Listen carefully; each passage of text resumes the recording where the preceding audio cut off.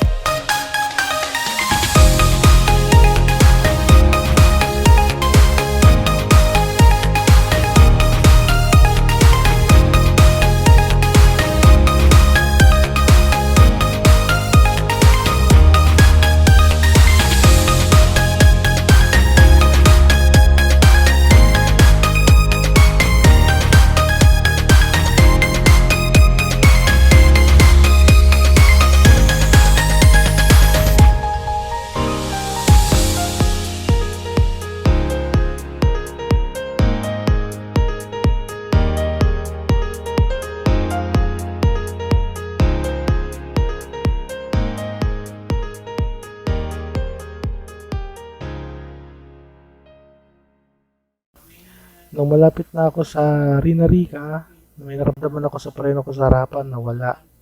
So, ang ginawa ko, nanamisan dali dahil nauna na nga silang tatlo. So, chinik ko muna yung motor ko at yun nga, wala nga preno sa harapan dahil kumalson nawala yung pinakanlock nut ng caliper.